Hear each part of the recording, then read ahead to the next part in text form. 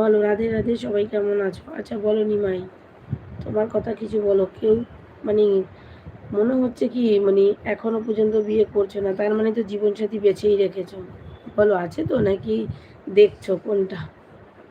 বিয়েতে নিমন্ত্রণ করো কিন্তু। দাদাভাই গাড়ি চালায়, i20।